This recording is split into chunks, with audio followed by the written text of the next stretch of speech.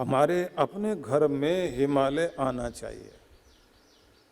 अपने घर के अंदर ऐसा स्थान बनाइए जहां आप चारों तरफ सीनरी लगा करके भक्ति या ध्यान का स्थान, जहां आपको महसूस हो कि बस ये हिमालय है।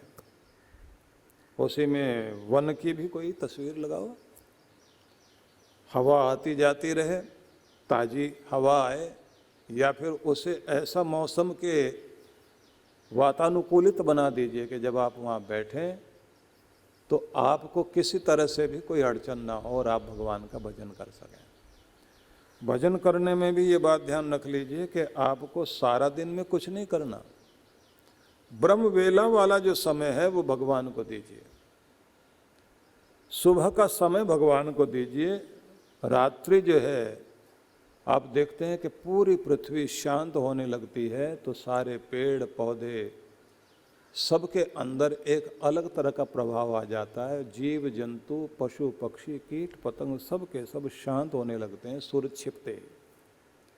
तो रात्रि का समय होता है शांति का, सुबह का समय होता है जागरण का, प्रसन्नता का, प्रफुल्लता का, कर्म में जुटने का। तो रात्रि को शांति में और समर्पण से जोड़ दीजिए, मौन से जोड़ दीजिए, और प्रभात में आप अपने आप को परमात्मा से संयुक्त होने के लिए उसके भजन से अपने आप को जोड़ दीजिए। भोजन करने बैठे, जैसे उस किसान के बारे में आप देखते हैं कि भोजन करता है तो धन्यवाद करता है, कार्य करता है तो उसे पसंद भी करता है और भगवान को धन्यवाद करता है। और ये भी जरा सोच करके देखिए कि किसी भी तरह की स्थिति में शिकायती नहीं है और ये कोशिश करता है कि मैं दे सकूं, मुझे किसी से लेने की जरूरत ना पड़े। तो अच्छे भक्त के लिए ये चीज़ें आवश्यक हैं। और एक बात और ध्यान रख लीजिए, आगे लिखा है यज्ञात्वा मत्तो भवति स्तब्धो भवति आत्मरामो भवति। भक्ति से का अनुभव जीवन में हो जाए तो कहते हैं कि फिर व्यक्ति के अंदर दीवानगी आ जाती है। स्तब्धो भवति, स्तब्ध स्थिर हो जाता है, चेष्टा रहित हो जाता है। आत्मरामो भवति, अपने आप में रमण करने वाला, अपने आप में आनंदित होने वाला। ये भी थोड़ा सा निवेदन मैं आपको करूंगा कि अकेले में अपने साथ मीटिंग करने की चेष्टा हमें करनी चाहिए। अकेले में अपने साथ मीटिंग करने का मतलब होता है कि आप अकेले शांत होकर बैठें, आत्मचिंतन करें और आत्मचिंतन करते हुए आत्म सुधार की यात्रा पर चलें। अपनी आदतों में सुधार लाना, अपनी परफॉर्मेंस में सुधार लाना, अपने कार्य करने के तरीकों में और सुधार लाना, अपने आप को और हर दिन उत्कृष्ट बनाना, अपनी सेहत को और अच्छा बनाना, अपने व्यवहार को और कैसे बेहतर बनाना है। खुद के साथ मीटिंग करने के लिए आप जरूर बैठें और अपने अंदर अपनी शांति को खोजिए, उसे बढ़ाइए। अपने अंदर अपने भीतर के आनंद को खोजिए और उसको बढ़ाइए। अपने अंदर मौन धारण करते करते अपने आप को अधिक से अधिक और शांत और तृप्त अनुभव कीजिए। और जो कुछ आपके पास में है उस सबका आप आनंद लेते हो या नहीं लेते हो, और तो मांगते हो, जो मिला है उसकी भी तो खुशी मनाओ, और जो आगे ले सकते हो उसके लिए प्रयास जारी रखिए। तो आत्मराम होना चाहिए, आत्मरमण, अपने में आनंदित होना। और ये भी बात ध्यान रख लीजिए कि आपको हर दिन प्रेम पूर्ण रहना है। प्रेम वाला व्यक्ति, उसके बोलने का तरीका देखिए। प्रेम वाला व्यक्ति मीठा बोलेगा, शांति की बात करेगा, झगड़े को मिटाएगा। और अंदर से दुखी व्यक्ति, घृणा में, क्रोध में, बैर में, विरोध में जला भुना व्यक्ति किसी के साथ बातचीत भी करेगा तो हो सकता है एक दो लाइन बोलने में मीठा बोल दे, लेकिन थोड़ी देर के बाद में भड़क भी पड़ता है, आग सुलगाने की कोशिश करेगा। अंदर जो है आदमी के लालच है या धोखेधड़ी की बात है तो वो उसी तरह की भाषा बोलेगा। इसलिए अपने आप को चिंतन करते हुए हर दिन थोड़ा थोड़ा सुधार लाकर अपने भीतर अपने आनंद में जुड़ने की चेष्टा करनी चाहिए। और व्यवहार में ये कोशिश करें कि त्रुटि न हो, लेन देन में त्रुटि न हो, कार्य करने में त्रुटि न हो। फिर भी इंसान है, कुछ न कुछ गलतियां होती हैं, तो अगर ऐसा कुछ होता है तो क्षमा याचना करके भगवान से अगले दिन अपने आप को और अच्छा करने की चेष्टा करनी चाहिए। तो ये हो गया आत्मचिंतन, और आत्म संवाद पर सबसे ज़्यादा ध्यान देना चाहिए। अब आत्म संवाद को भी मैं थोड़ा बताना चाहूँगा। आप बातचीत करते हैं दूसरों से, लेकिन बातचीत करते हुए भी आप अपने अंदर भी बात कर रहे होते हैं। किसी से बोलेंगे, बातचीत चल रही तो अंदर अंदर भी कुछ आप बोल रहे होते हैं। इसने मुझे ऐसे बोला तो मैंने ये जवाब देना है, ये आदमी जो बात कर रहा है तो इसका कोई लालच तो नहीं है। अंदर अंदर आप कुछ सोच रहे होते हैं। वो जो आपका अंदर संवाद चलता है, अंदर बातचीत चलती है। जब आप कहीं अकेले भी बैठे होते हैं तो अंदर बातचीत चल रही होती है। साधना के नियमों में एक नियम ये भी है कि व्यक्ति का आत्म संवाद, अंदर जो हर समय बातचीत चल रही होती है, आपके अंदर जो विचार चल रहे होते हैं, अंदर जो आप अपने से कुछ बोल रहे होते हैं, उसमें सुधार लाया जाए। उसको ऐसा कर दिया जाए कि आपके लिए आश्चर्यजनक परिवर्तन आ सके। और वो तब संभव है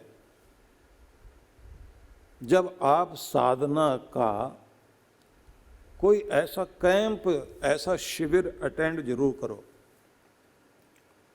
जिसमें आपको ये सिखाया जाए कि आपके 24 घंटों में 50 से 60 हजार विचार जो मस्तिष्क में उठते हैं, उसमें से 80% विचार नेगेटिव होते हैं। और नेगेटिव विचार होने से, नकारात्मक विचार होने से आपका दुर्भाग्य और आपकी चिंताएं और आपकी परेशानियां बढ़ती हैं। अगर उन विचारों को आप 55% भी पॉजिटिव कर लें तो आपकी जिंदगी बदल जाएगी। तो उसकी विधि सिखाई जाती है कि किस तरह से आप अपने को ठीक करेंगे। कबीर को आप पढ़ते हैं ना, तो कबीर ने कुछ अलग तरह की उलटबांसियां लिखी हैं। जैसे एक जगह कहा, पानी में मीन प्यासी, मोहे देखत आवत हांसी। कि मैं देखता हूं कि ये दुनिया जो है इस तरह की है कि जैसे मछली पानी में रह रही है और प्यासी है। सब कुछ आदमी के पास है फिर भी दुखी। घर के अंदर अन्न धन है, वस्त्र हैं, जिन्हें वो कहता था ये सब चीज़ें मिल जाए मैं कितना खुश हो जाऊंगा, कितना आनंदित हो जाऊंगा, वो सब मिलने के बाद भी वो आनंदित नहीं होता, क्योंकि उसे दुखी रहने की आदत पड़ गई। तो पानी के अंदर रहकर भी प्यास, खुशियों की चीज़ें सामने होकर के भी आदमी दुखी। मनोरंजन के साधन हैं आपके पास, लेकिन फिर भी आपके मन में रंज तो है, प्रसन्नता नहीं है। गीत संगीत सुनते हैं लेकिन आपके जीवन में गुनगुनाहट तो है ही नहीं। तो पानी के अंदर रह कर के भी मछली को जैसे प्यास लगी हुई है, ऐसे आप भी अपनी खुशियों के बीच रह कर के भी खुद दुखी हैं। कबीर ने बहुत तरह की उलट बांसियां लिखी। कई बार जो है उल्टी बात करने से, समझाने से आदमी को जल्दी समझ में आता है। बरसे कंबल भीजे पानी। अब ऐसा होता तो यह है कि बरसे पानी या बरसे अंबर और भीगे कंबल। उन्होंने उल्टा लिख दिया। उन्होंने लिखा बरसे कंबल और भीजे पानी। तो मतलब क्या वो कहते हैं, ये जो आपका सहस्रार चक्र है, सहस्त्र दल कमल है, ये बरस रहा है। और भीगे पानी, तो ये जो मनुष्य का शरीर है, जो एक छोटे से बिंदु से ये शरीर बना और 70% पानी का ही रूप है। हमारे पूरे शरीर के अंदर 72% पानी पानी है। तो वो जो कंबल बरस रहा है ऊपर से, तो पानी भीग रहा है। जब आप साधना में बैठते हैं, साधना में बैठे बैठे आपके अंदर अमृत बरसना शुरू होता, अंदर से रस धारा आने लग जाती है और पानी भीग रहा है। ये पानी वाला भीगने लगा है, परमात्मा के प्रेम रस में भीगने लगा। तो साधना में जाओ या भक्ति में जाओ। कभी कभी देखते हैं ना आप, कोई भजन चल रहा है, कोई कीर्तन चल रहा है, कोई लोग जो है आनंद में आंखें बंद करके बैठे हुए हैं, बाहर से भी आंख में आंसू और अंदर में भी आनंद और चेहरे पर प्रसन्नता का भाव, आंसू भी है। तो उसको समझ लीजिए कि उसका कंबल बरस रहा है और वो खुद भीग रहा है। उन्होंने बड़ा अलग तरह से लिखा है। एक जगह और लिखा, चींटी के पग हाथी बांधा, ऐसा भी लिख दिया है। अब ऐसा कहीं होता है कि चींटी के पांव से हाथी बांधा हुआ हो, लेकिन वो कहते हैं कि समझो तो सही, ये हमारी जो आत्मा है ना, कितनी छोटी है, चींटी से भी कहीं अधिक छोटी। मतलब बहुत, चींटी का कोई पांव कितना होता होगा कि चींटी के पांव से भी कहीं बहुत छोटी सूक्ष्म है हमारी आत्मा। और उससे क्या बांध दिया, उसके पांव से बांध दिया हाथी, इतना बड़ा शरीर परमात्मा ने इसके साथ में एक हाथी बांध दिया है। और कमाल ये है कि बांधने के बाद वो आत्मा इसको घसीटे ले जा रही है। हाथी का शरीर, जिराफ का शरीर, गैंडे का, भैंसे का, ऊंट का, मनुष्य का, जितने भी शरीर हैं, बारी बारी शरीर हैं, एक छोटी सी तो आत्मा है, चींटी के पांव से भी कहीं सूक्ष्म और सूक्ष्म का, इतने छोटे से ये हाथी बांध रखा है और वो घसीटे ले जा रही है इसको। हाँ, किसी दिन खोल दे पांव और वो छोड़ के भाग जाए तो उसके बाद क्या हालत होती है, शरीर पड़ा रह जाता ना। हाथी से बड़े बड़े हाथी आदमी जो है खूब मजबूत लोग हैं, एक पतली सी आत्मा, सूक्ष्म आत्मा शरीर के अंदर है वो। एक जगह उन्होंने और कहा, एक दिन मैंने सुनाया था ना, एक जगह उन्होंने बोल दिया, पाप करे ते हरि मिले, पाप करे ते चैन, पाप करे तो सब कुछ मिले, पाप करो दिन रैन। तो सबने कहा कि कबीर साहब ये आपने क्या कह दिया। बोले जरा कौमा हटाओ। तो बोले कौमा हटाया तो पाप है। बोले अब कौमा लगाओ। का मतलब कि पाप के साथ कौमा लगा दीजिए पा पर, तो पा हो गया। और वो जो प है उसको आगे के साथ जोड़ दीजिए, पा पकड़े ते हरि मिले। क्या अब समझो इसको मैंने क्या कहा कि पा पकड़े ते, पांव पकड़ने से, झुकने से हरि मिले, पा पकड़े ते चैन, और पांव पड़ने से ही शांति मिलेगी, अकड़ने से नहीं मिलेगी। पाप करे मतलब पा पकड़े ते सब कुछ मिले, सब कुछ मिलेगा झुकने से। तो पा पकड़ो दिन रैन, तो पांव पकड़ना रात दिन होना चाहिए, भगवान के भी, गुरु के भी, बड़ों के भी। हो सके तो पांव पकड़ो तो कल्याण हो। तो उन्होंने बड़ा अद्भुत लिखा। एक दोहा हम लोग जो है वो रहीम का सुनते हैं, जे सुलगे तो बुझ गए, जो सुलग गए वो तो बुझ गए, और जो बुझे सुलगे नाही। रहीमन दाहे प्रेम के, बुझ बुझ के सुलगाहे। अब कल सुनाएंगे आपको। बहुत अलग अलग तरह से महान पुरुषों ने कहा, लेकिन फिर मैं आपसे कहूँगा कि भक्ति आपके जीवन में बहुत बड़े चमत्कार लाती है, दीवानगी पैदा करेगी, स्थिरता लाएगी और आपको आपके अंदर से ही प्रसन्नता देगी। लेकिन इसे करना कैसे, भक्ति करनी कैसे चाहिए, वो भी बताना जरूरी है। वो मैं कल बताऊंगा आपको कि आप कैसे भक्ति करोगे, कैसे जाप करोगे, कैसे पाठ करोगे, संसार के काम करते करते भगवान की तरफ कैसे चलोगे। तो सबको बहुत बहुत मंगल कामनाएं।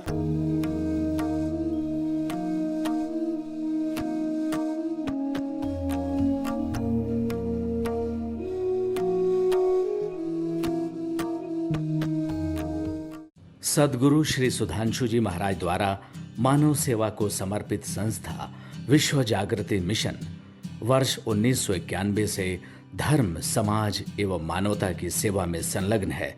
यह संस्था 90 मंडलों, सेवा केंद्रों के माध्यम से न केवल भारत अपितु देश के बाहर अनेक देशों में सेवा के कार्य कर रही है। संस्था की स्थापना से लेकर अब तक विगत 30 वर्षों में जहां लोगों को सन्मार्ग पर प्रेरित करने के उद्देश्य से गुरुवर ने 7000 से अधिक प्रवचन दिए हैं, वहीं देश के राज्य की राजधानियों व प्रमुख नगरों में लगभग 40 आश्रम, 25 मंदिर, सत्संग भवन व ध्यान साधना केंद्रों का निर्माण हुआ है। दिल्ली में करुणा सिंधु धर्मार्थ अस्पताल एवं फरीदाबाद के आरोग्य धाम अस्पताल में लाखों जरूरतमंद रोगियों का उपचार व ऑपरेशन किया गया है। अनाथ गरीब बच्चों के लिए सूरत में अनाथाश्रम, दिल्ली एवं कानपुर में गुरुकुल, फरीदाबाद में ज्ञानदीप विद्यालय, मुरादाबाद में सृजन प्राइमरी स्कूल, झारखंड के रुक्का खूंटी गांव में आदिवासी बच्चों के लिए 2 पब्लिक स्कूल समेत दिल्ली में उपदेशक महाविद्यालय भी बनाया गया है। इन शैक्षणिक संस्थाओं में लगभग 2500 बच्चों को शिक्षित व संस्कारित किया जाता है। दिल्ली के आनंदधाम आश्रम में जहां वृद्धाश्रम एवं वानप्रस्थ संचालित हैं, वहीं आश्रम की कामधेनु गौशाला में 125 गौओं की सेवा की जाती है। कामधेनु गौशाला की तरह ही देश के प्रमुख नगरों में 7 अन्य गौशालाएं भी संचालित हैं। साथ ही पूजा पाठ, यज्ञ अनुष्ठान से लोगों में धार्मिक भावना जागृत की जाती है। ओम अग्नये सप्तजिह्वाय स्वाहा, ओम अग्नये हव्यवाहनाय स्वाहा, ओम अग्नये शोधनजाताय स्वाहा। गरीब जरूरतमंद महिलाओं को सक्षम बनाने के लिए जहां कई तरह के प्रशिक्षण दिए जाते हैं, वहीं गरीब कन्याओं के विवाह में सहयोग भी किया जाता है। प्राकृतिक आपदा जैसे कि बाढ़, भूकंप, तूफान आदि में जहां मिशन द्वारा प्रधानमंत्री राहत कोष में सहयोग किया जाता है, वहीं जैसे वर्तमान में चल रही महामारी कोरोना संकट काल में जरूरतमंदों को भोजन, राशन किट व सांसों के संकट से जूझ रहे जरूरतमंद मरीजों को देश विदेश से मंगाकर ऑक्सीजन कंसंट्रेटर बांटे गए। मानव सेवा को ईश्वर भक्ति मानते हुए सेवा परमो धर्म के भाव से विश्व जागृति मिशन के सेवा कार्य निरंतर जारी हैं। आइए मिशन के सेवा पथ पर बढ़ते कदमों में कदम से कदम मिलाकर चलें और मानवता की सेवा में दान सहयोग कर पुण्य के भागीदार बनें।